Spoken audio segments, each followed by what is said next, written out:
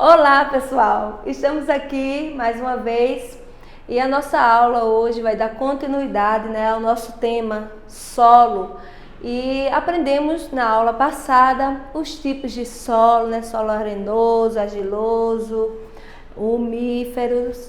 E desta vez estaremos falando, já tinha falado com vocês que a importância do solo, mas hoje iremos nos aprofundar um pouco mais sobre essa importância, tá? Estaremos observando, estudando hoje o solo e as atividades humanas.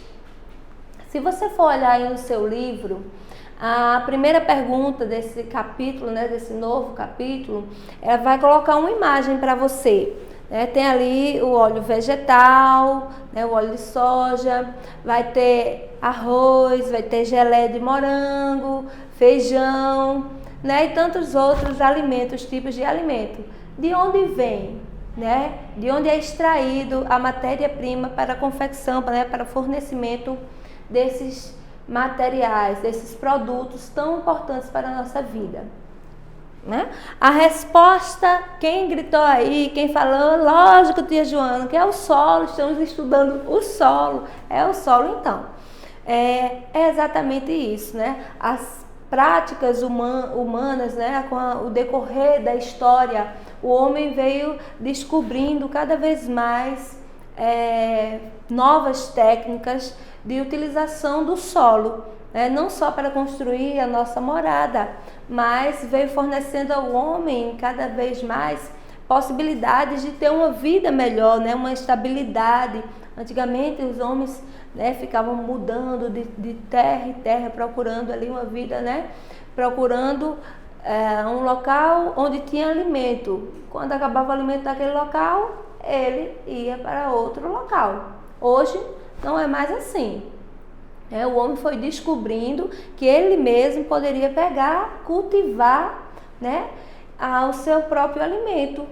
E foi passando os tempos, as técnicas, as tecnologias foram avançando e o homem começou a explorar cada vez mais as riquezas que são fornecidas nessa estrutura tão importante que é o solo. E eu vou querer tratar de algumas dessas com vocês, tá ok? Então vamos lá.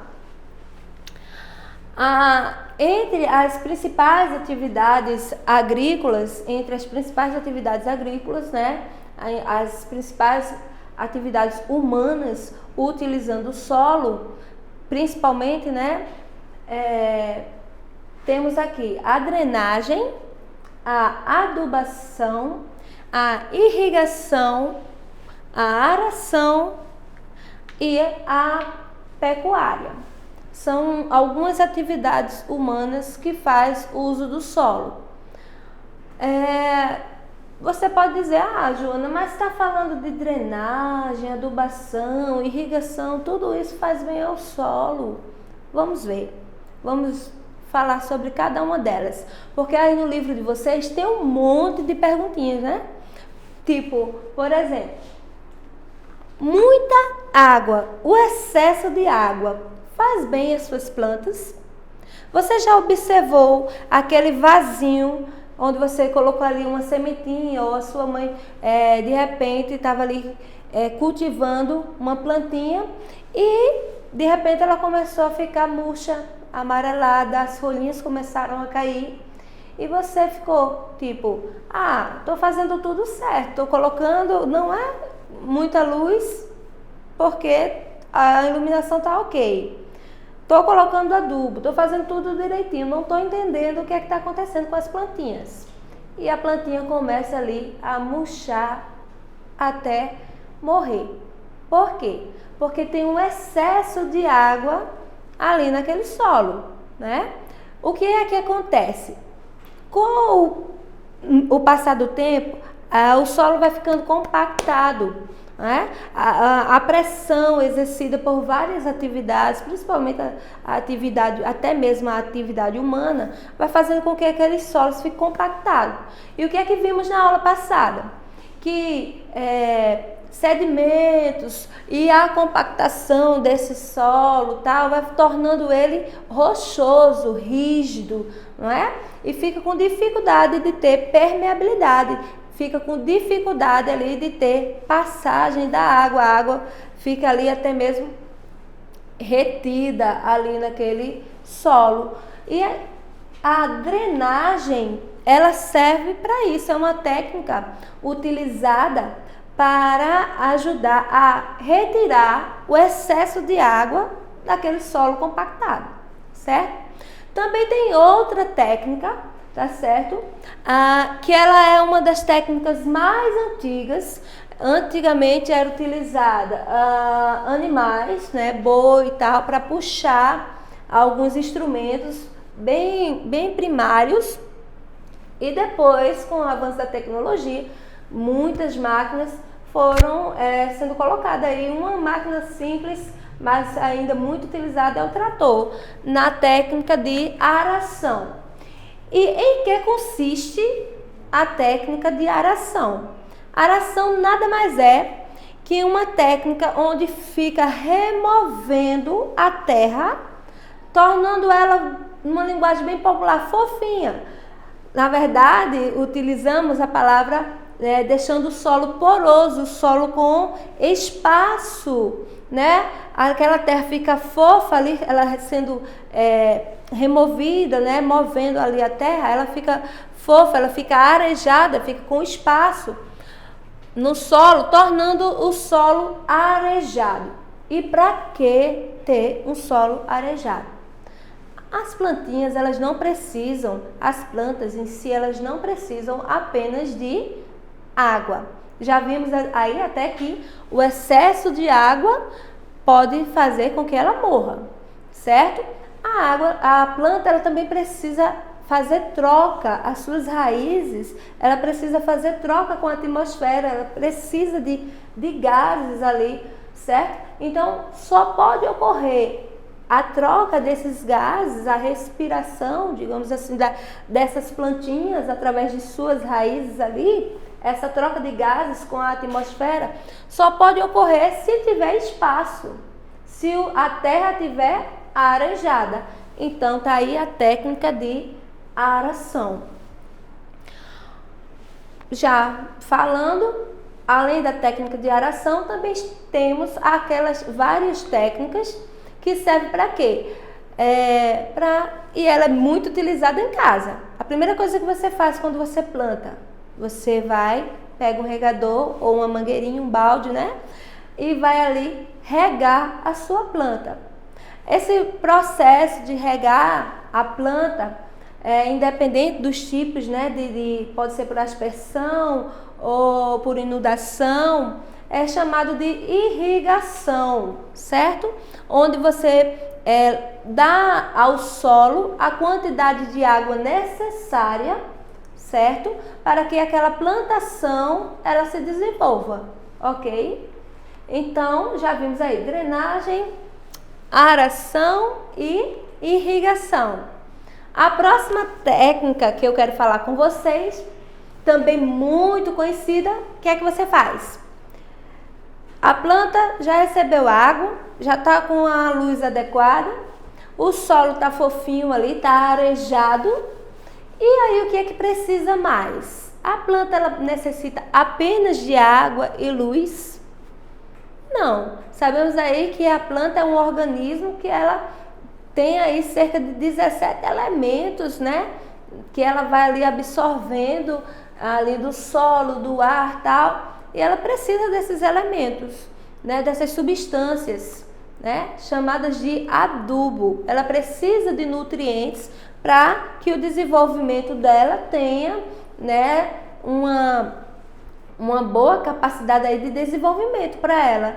E isso se dá através do processo chamado de adubação, que pode ser orgânica, como também pode ser inorgânica.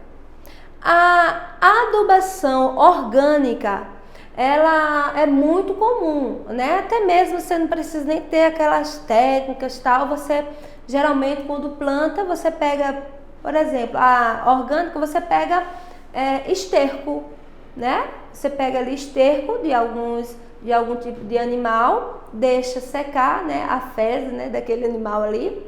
Você deixa secar, vira esterco e você coloca como adubo. Isso é um adubo orgânico, né? De origem orgânica.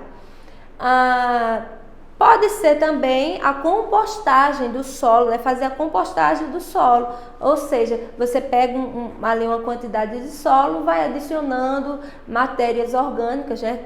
Folha, casca de frutas, verduras, né? Tal, vai colocando ali, vai arejando, misturando ali o solo, irrigando tal, até que aquela terra fica bem umífera, fica bem ali. A compostagem, né, torna aquela terra bem fica ótima, né, propícia para a adubação também, né, deixando a terra adubada. E a adubação química é quando é adicionado elementos químicos, por exemplo, alguns tipos de minerais extraídos das rochas, tá certo?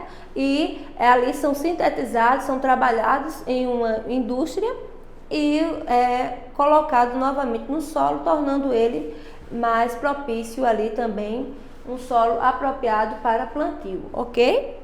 Então, adubação, que pode ser orgânica ou química, ok? Além de tudo isso, né, aí falamos muito de vegetal, mas o homem começou também a descobrir que ele não precisava mais caçar, sair correndo por aí atrás de qualquer animal para o seu alimento.